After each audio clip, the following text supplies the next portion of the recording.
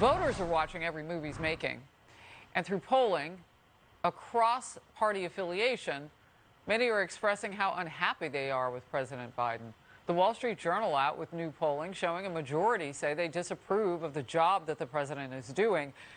It's worse among independents.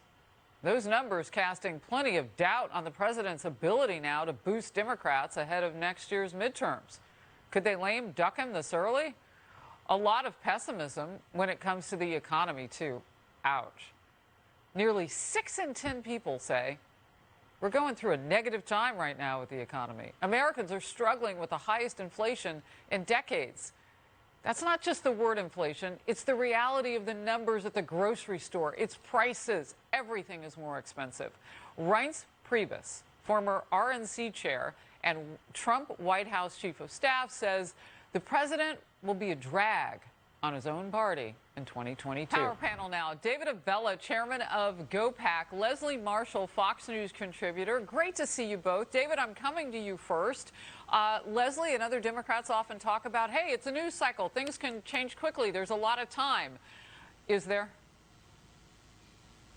Harris, we're at a point now where Democratic candidates are going to ask the president and vice president to come campaign against them. Their approval rating is so low that there's no way they can help lift Democratic candidates to victory. And the bigger problem for them is where this economy sits. And as one who watched Republicans not have an answer for replacing Obamacare, that's where you see this administration now. Their policies aren't going to make the economy better.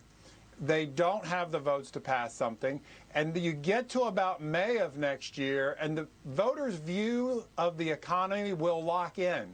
And there's nothing, unfortunately, that suggests the economy is going to be significantly better this coming May. Yeah, and what's between then and now is a cold winter. The Wall Street Journal also finds that voters were slightly more likely to vote for Republican candidates if congressional elections were held today. And more people said that Republicans are better equipped to handle major issues like rebuilding the economy, getting inflation under control, and securing the border. Leslie.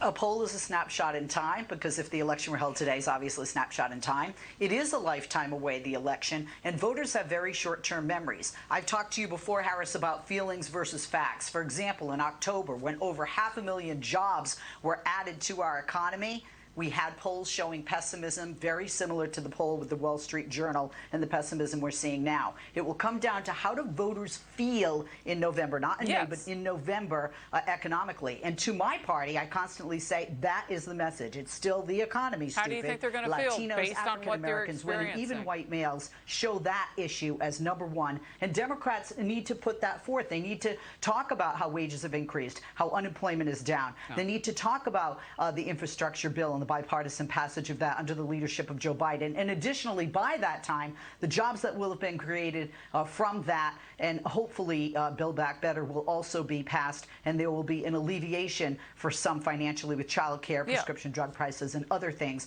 So I don't think the fat lady is sung yet on this. Certainly there's history and cycles that we know when the party in power loses seats in the House and or Senate in the midterms. I'm not Pollyanna at all. I'm a realist, but I don't think we're completely doomed at this point. The president, Kansas City, Missouri trip today, trying to sell the infrastructure plan, and you see some of the movement. The problem is every time he turns, David, to deal with one crisis, another one pops up. And I don't know if you caught Senator Ted Cruz of Texas. Many of them are of his own making, like this one with Russia. And make no doubt about it, we got a problem with Russia wanting to invade Ukraine. Absolutely. Leslie's trying to convince us the Democrats have a full House when they don't even have a pair in their hand going into the 2022 elections. And it's not going to get any better for Democrats. Look at what just happened in Virginia. You know, the Democrats would have told you, oh, Republicans won because turnout's down in off-year elections. Well, in fact, it was a record turnout. In fact, we won in suburban areas that we had not won recently. The #1 issue being education, and in fact, Republicans scored better than Democrats. We're not only winning on our issues that voters traditionally like us for, we're winning on Democratic traditional issues. That's an interesting point. And that means that the headwind against Democrats is again of their own making, not things just happening. Real quickly, last thought, Leslie, on this issue. And crime is hitting the country. Why is it that people in your particular party, those in leadership, in places like Seattle and others, are not seeing the critical nature of the crime wave? Here in New York City, it's abysmal what's happening with the recidivism of the liberal bail reform policies. Why can't they see it? Oh, I certainly think they've seen it. I, at the beginning, always said that defund Alexandria the police was a dumb Ocasio-Cortez idea, says it's not happening. And not just She me, I'm can't see not it. in office, so let's talk about some people that are. The mayor of Oakland, where there has definitely been an increase in spike in crime. She has been all over television, radio, and in print talking about how defund the police does not work. And we have seen that in other Democratic cities. That certainly has been a problem in my party from the more progressive, the squad, left faction of the party. And many Democrats Well, look, have spoken. I gotta the majority cut in of 'cause we're Democrats who are running out of centrist time. and moderate have spoken out against that. And I just want to ask it this way, and we can get into it on another day, but I'll leave us on this note. It took them a long time to get to that point where now some cities are deciding, oh my goodness, we better refund. You can't buy back what you lost.